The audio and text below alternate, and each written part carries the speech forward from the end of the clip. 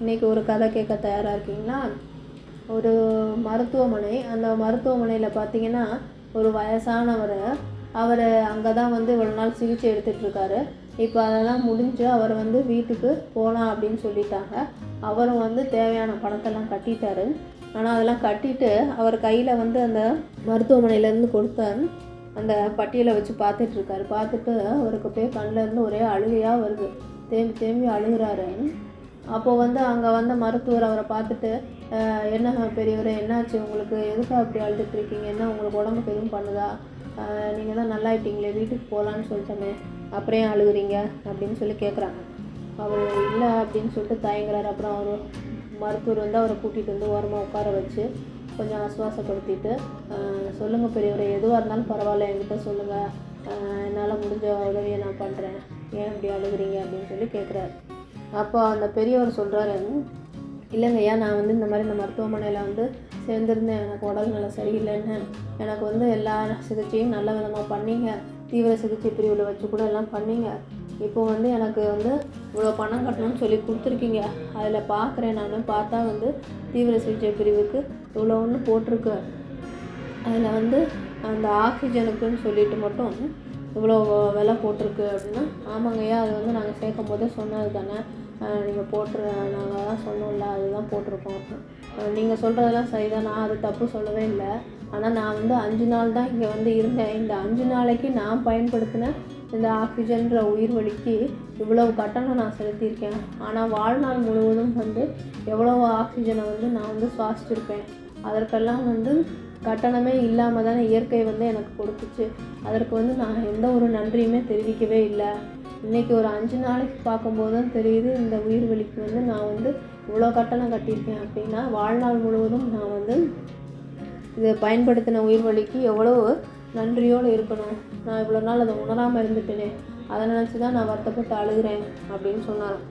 இதை கேட்ட உடனே அந்த மருத்துவர் அவர் தேம்பி அழுக ஆரம்பிச்சிட்டாராம். என்ன அப்படின்னு பார்த்தீங்கன்னா, அவருக்கு இப்போ தான் தோணுது, நீங்கள் சொல்ல விட்டு தான் எனக்கே புரியுது. நானும் இத்தனை நாள் உயிர் வாழ்ந்துக்கிட்டு இருக்கேன். இந்த இயற்கையிலேருந்து கிடைக்கக்கூடிய உயிர் வலியை தான் சுவாசிச்சுட்டு ஆரோக்கியமாக இருந்திருக்கேன். இது வரைக்கும் அதற்கு நான் நன்றி சொல்லவே இல்லை. அது மட்டும் இல்லாமல் இயற்கையுடைய அந்த ஒரு கொடையாக கொடுக்கக்கூடிய அந்த ஆக்சிஜன்றதை நாங்கள் உங்களுக்கு விலைக்கு கொடுக்குறோம், அதற்கு வாடகை வாங்குகிறோம் அப்படின்னு நினைக்கும்போது எனக்கே மிகவும் வருத்தமாக தான் இருக்குது அப்படின்னு சொல்லிட்டு அவர் என்ன சொன்னார் அப்படின்னா, இனிமேல் எங்களுடைய மருத்துவமனையில் ஆக்சிஜனை நோயாளிகளுக்கு கொடுக்கறதுக்கு நாங்கள் எந்த கட்டணமும் வாங்க போகிறது இல்லை. ஏன்னா இயற்கையே மனிதர்களுக்கு அதை இலவசமாக கொடுக்கும் பொழுது அதற்கு கட்டணம் செலுத்துவதற்கு இல்லை, அதற்கு கட்டணம் வசூலிப்பதற்கு நாங்கள் யார்? இந்த ஒரு தப்பை, இவ்வளோ பெரிய தப்பை நான் இவ்வளோ நாளாக பண்ணிகிட்டு இருந்திருக்கேன் தெரியாமல் அப்படின்னு சொல்லிட்டு அந்த மருத்துவர் ரொம்ப வருத்தப்பட்டுட்டு, இனிமேல் நான் எந்த ஒரு நோயாளிக்கும் அவங்களுக்கு கொடுக்குற உயிர் வலிக்கான கட்டணத்தை நாங்கள் போட மாட்டோம். அவங்களுக்கு எங்களால் முடிந்த உதவியை நாங்கள் செய்வோம், அதற்கு எந்த கட்டணமும் இல்லாமல் அவங்களுக்கான சிகிச்சையை செய்வோம் அப்படின்னு சொல்லி அந்த மருத்துவர் சொன்னாராம். இப்போது இந்த கதை, இது கதைன்னு சொல்ல முடியாது, இது ஒரு உண்மை சம்பவம் தான். இதிலேருந்து நமக்கு என்ன தெரியுது அப்படின்னு பார்த்தீங்கன்னா, இயற்கை எண்ணெய் இல்லை, இயற்கை அப்படிங்கிறது ஒரு மிகப்பெரிய சக்தி. அது நமக்கு எல்லாவற்றையும் இலவசமாகத்தான் கொடுக்குது. அதற்கு நம்ம கட்டணம் எதுவும் கட்டுறதில்லை. ஆனால் இதெல்லாம் இலவசமாக கிடைக்குது அப்படிங்கிற ஒரே காரணத்துக்காக நம்ம அதனுடைய மதிப்பை உணர்வதில்லை. என்றைக்கு காற்றுக்கும் நீருக்கும் நம்ம காசு கட்டுறோமோ அப்போ தான் அதனுடைய நிலையை உணர்றோம். ஆனால் காசு கட்டியும் காசு கோடி கொட்டி கொடுத்தாலும் இன்னும் சில காலங்களில் இதெல்லாம் நமக்கு கிடைக்காது.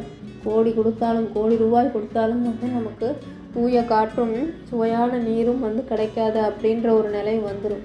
அதனால் அந்த மாதிரி நிலை வர்றதுக்கு நம்ம வழிவகுக்காமல் முடிஞ்ச வரைக்கும் இயற்கை கொடுத்த செல்வத்தை, இயற்கை வளத்தை பாதுகாப்போம், வீணாக்காமல் அடுத்த தலைமுறையினருக்கு சேர்த்து வைப்போம். நன்றி. மீண்டும் வேறு ஒரு கதையுடன் உங்களை சந்திக்கிறேன்.